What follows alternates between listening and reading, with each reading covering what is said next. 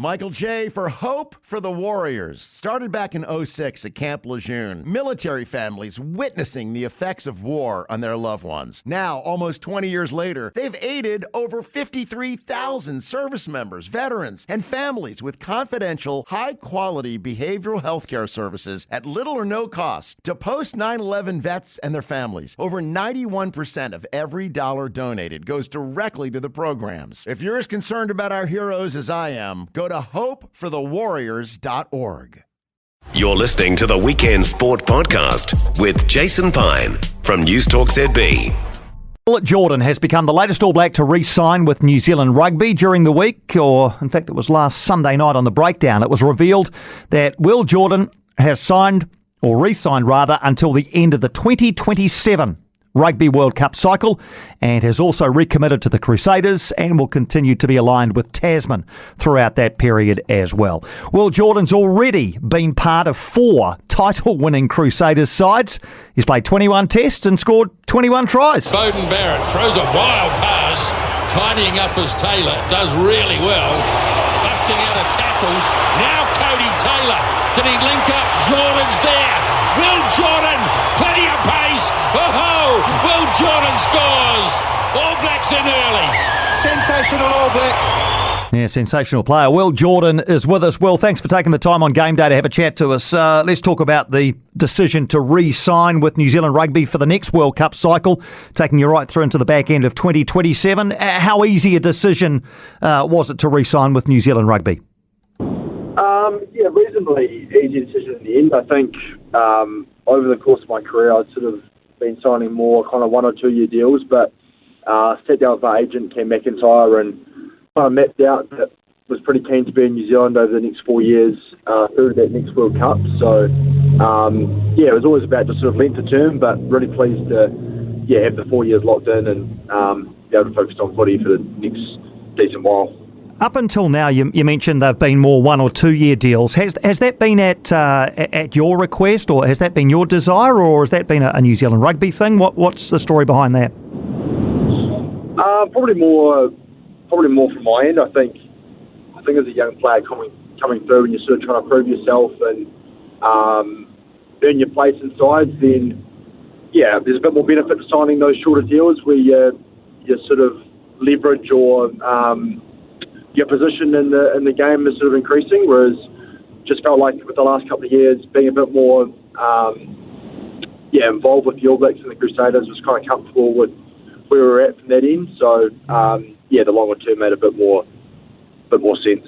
It must be quite a nice thing to have, though. You know what your medium term future looks like over the next 4 years. You can concentrate on this year, and then know you've got another 4 years after that. Is it does it give you a degree of comfort? It does a little bit, yeah. I think I've probably spent the best part of the last 2 or 3 years kind of in negotiations with the NZRU, dating back to my sort of 1 year deal from 2022 for this year. So, it does give you a bit of comfort just sort of knowing where you're going to be and what you need to do to be successful. So, really looking forward to the next 4 years, both the Crusaders and hopefully the ABs. Yeah, absolutely. And obviously, as we know, you've been out for a little while. It was great to see you come back into the Crusaders team recently for that game against the Force, and fingers crossed everything will be well from here on. Did that play any part, Will, the fact that, that threw a bit of uncertainty in about what rugby can look like, unexpectedly?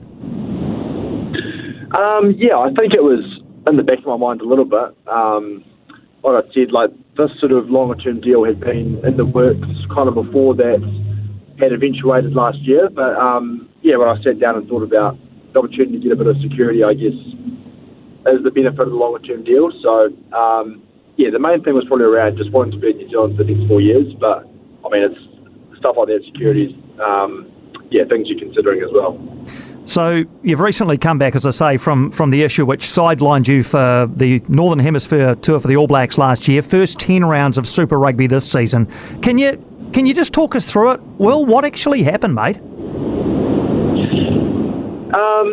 It was a bit of an interesting one. It wasn't really sort of like a rugby-related injury, like a concussion or anything like that. It was more of a migraine-type diagnosis with not so much headaches, but sort of dizzy spells, and a bit of sort of stuff with my vision. So it was pretty frustrating because sort of during the whole time I was off, I was able to kind of keep training, and the actual footy side of things was actually okay. It was just about getting to a point where I was able to kind of get through the rigours of a fuller schedule, travel and that sort of thing. So that's kind of where the challenge lay. And what was probably more frustrating about it was that the footy side was sort of always kind of ready to go when the rest of it caught up. So just a bit of a long process trying to sort of get that to settle down, and was lucky to have a good medical team around me, both the NZR and the Crusaders, that gave me the time to do that. So hopefully just sort of onwards and upwards with it. When it was first diagnosed, were you given an indication that it might be, a lengthy stint on the sidelines before it came right? I think there was always an expectation that it could be a bit of a slow process. How long that could be, no one really sort of knew. But I think there was always not necessarily the hope that it would take that long, but there was always kind of an idea that this could be something that might take a while to sort of settle down and go on top of. So that was kind of a good long way. We never really set timelines around when I might be back, or sort of saying a month from now or 6 weeks from now I was going to be playing. It was always about just trying to tick off boxes and steps day by day, and that ultimately led to be able to get back a month ago, which was nice. Is it something that might reoccur? I guess it's something that you're just kind of managing, like sort of any injury or kind of illness. I think now that it's kind of happened and we sort of know what's going on with it, it's a lot easier to sort of be on top of, and all the sort of specialists and stuff that I've seen have been really happy for me to keep playing rugby and no sort of issues in that space. So the focus at the moment is that it's nice to be back playing, and there's always a risk that you need to come back, but we've got a good plan in place around keeping on top of it. So hopeful that I'll be able to string a lot of games together over the next wee while. Absolutely. And how much did you enjoy then getting back out on the grass against the Force a month or so ago? It was nice to sort of get over the hump a little bit and get back out there. There was obviously a few nerves and stuff leading into it, and once I got back out there, then there was a huge amount of excitement. Certainly felt a bit of love from the crowd. I remember the first couple of times I touched the ball, they were sort of gave it a bit of a roar. So it was great to feel that support of the home fans and the people who had followed the journey a little bit, and just being back out on the field and being amongst the battle with the guys around you was the stuff that I've missed. So both that and in particular the Blues game the week after was great to be back in amongst the game. And you mentioned there that right throughout the process you were able to stay, I guess, aerobically fit and get the gym and those sorts of things. It's not like a knee injury or ACL that kept you off certain things. But when you got out there, did you feel match fit? Surprisingly, I actually felt pretty good. I had kind of thought that the lungs would struggle a little bit, because it's sort of one thing to be running around and training, but it seems to be, I guess, the extra kind of contact from games and just being out there does take a while to get used to. So that's probably one thing that's been a bit of a pleasant surprise, has been kind of how aerobically fit I felt in games. You're certainly on the Sunday mornings kind of still getting used to kind of the bumps and bruises that you take a little bit and the recovery that comes with that. But in terms of, that sort of aerobic fitness, have been feeling pretty good in that space, which was the beauty of, like you say, being able to kind of keep training and not having those layoffs like you kind of have with knee injuries or any sort of leg injury. Yeah, that's great to hear. Can I just ask you a question about your position? I mean, you play almost exclusively at fullback for the Crusaders. You've played almost exclusively on the wing for the All Blacks. Do you have a preference? It's a question I get asked quite a bit. I think, fullback's probably a position I do enjoy playing more. Just in the sense you've got a bit more ability to kind of roam the whole field, a bit more involved in sort of the strategy side of the game, which I enjoy in terms of particularly the kick battle. But at the same time, like having played wing for the ABs the last couple of years has been good for me, a nice way to kind of find my way in the international scene, and there's been a few learnings to kind of take along the way there and challenges. But I think, the common answer is that they are pretty interchangeable, and a lot of the skills kind of do go between the two. It's just about, I think, whatever position you're playing in, trying to maximise your ability in that and not getting too caught up around what numbers on your back, but just trying to fill that role as well as you can. Terrific. And just to finish, there is no getting away from the fact this is a massive rugby year. For the Crusaders in the first instance, you've got the playoffs looming on the horizon. Then, of course, it's World Cup year. How desperate are you? How keen are you to be involved in a black jersey at the back end of this year?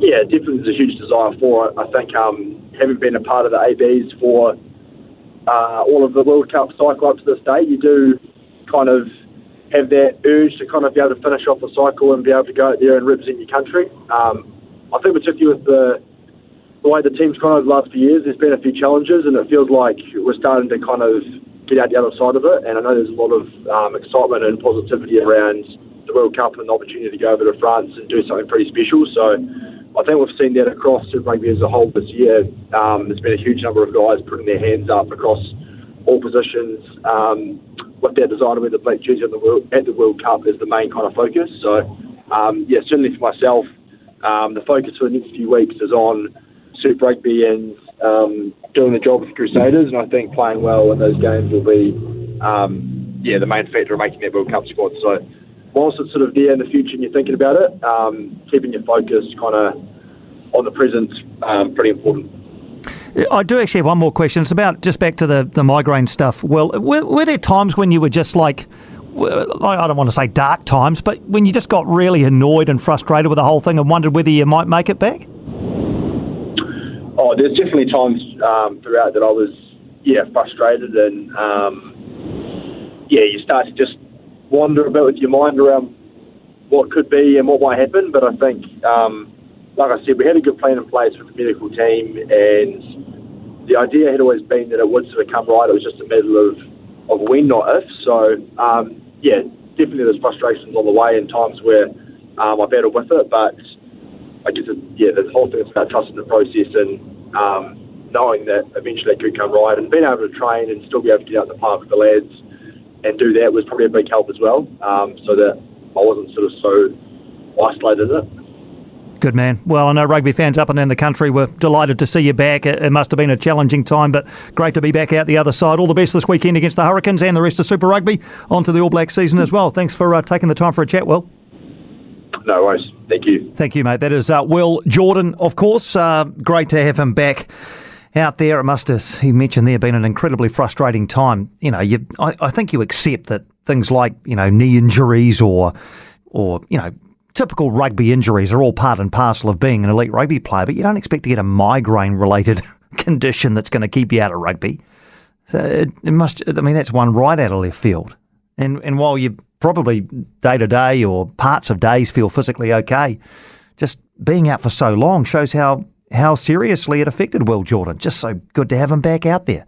I would just like to kick on from my discussion with him, because it got me thinking when we found out we were going to get Will Jordan on the show today. Think about what our best back three is for the All Blacks. It's just a simple little, play selector exercise, really. But keen for your views on it, though. 0800 80 10 80. Will Jordan has to be there, right? He has to be in our best back three. But Mark Talea is playing brilliantly for the Blues in that 14 jersey, which Will Jordan has worn exclusively for the All Blacks. He's never worn any other jersey. To my knowledge, he's never played fullback, certainly not from the start anyway. So Mark Talea is playing brilliantly for the Blues in the number 14 jersey. Will Jordan has played there brilliantly for the All Blacks. And I really don't think Ian Foster is going to play Will Jordan at fullback. I just can't see it. Even though he just said then it's his preferred position where he always plays for the Crusaders, Ian Foster has never picked Will Jordan at fullback. And I just don't think he will this year either. If we use last year as a guide, Geordie Barrett started 9 of last year's 13 test matches at fullback. But as we know, he's now the leading contender to play at second 5. Of the other tests last year, Beauden Barrett started 3 tests at fullback and Stephen Petafeta 1. So is it going to be Bodie at 15? And if so, how do you reconcile that with the fact that he hasn't started a single game in the 15 jersey for the Blues this season? The form fullback in the competition is Sean Stevenson. But will he be given a crack in such an important year? And Damien McKenzie's the other one who also feels like he's going to be in this conversation, but it feels more likely to me he'll be your impact guy in the 23 jersey. And what about over on the left wing? Caleb Clark pretty much had a mortgage on that jersey last year. He was the starting left winger for the last 10 test matches of last year. Lester Fainga Anuku started the first 2, but then he wasn't cited again. But most people would accept he is playing better than Caleb Clark at the moment. But there's also very, very strong rumours that he's going overseas. So will that play into the thoughts of the selectors as well? What is the back three mix? Couple of questions. What would you do? And what do you think Ian Foster and co will do? For more from Weekend Sport with Jason Pine, listen live to News Talk ZB weekends from midday or follow the podcast on iHeartRadio. Make a difference. Relish a great work-life balance. Enjoy generous benefits and competitive pay. Go home each night feeling fulfilled by your work. Work for an employer of choice. Work for Blue Ridge Hospice. We're always looking to hire compassionate RNs, CNAs, or anyone interested in office or thrift shop work. We've been your not-for-profit community hospice since 1981. Visit our website for more information or to apply today at blueridgehospice.org. That's blueridgehospice.org. Blue Ridge Hospice is an equal opportunity employer.